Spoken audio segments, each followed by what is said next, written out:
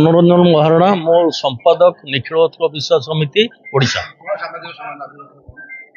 सामाजिक सम्मेलन मूल उद्देश्य हूँ आमर ना अवैध घोषित होता गोटे कमिटीर संपादक प्रभाकर महारणा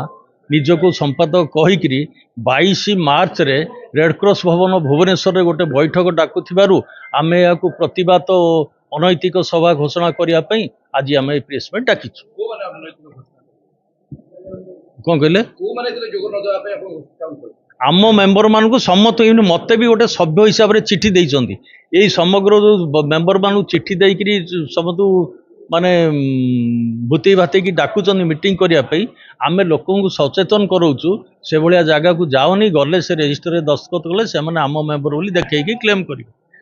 जिनस को सचेतन करने आम बैठक टी डाक आम बर्तन काली खारबल थाना देचु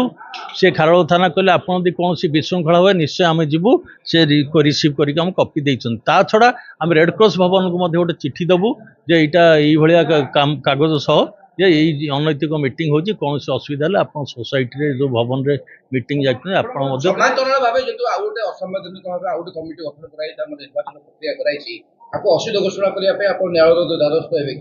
न्यायालय अलरेडी आईजीआर जो रिपोर्ट एडवोकेट जनरल को देदेले आमर कौन आवश्यक रही जावाई कोर्ट को किंतु बर्तमान जो कार्य गुड़ाक करडर खारिज है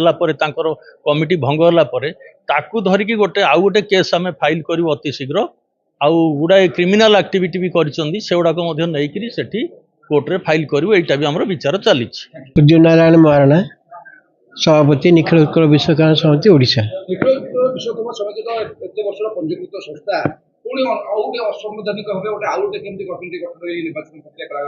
सेमाने निजको क्षमता लोभी हिसाब से निजे क्षमता चाहिए से क्षमता का हासिल करने को किंतु क्षमता से न मिलू से अनैतिक भाव निजको सभापति संपादक बोलूँ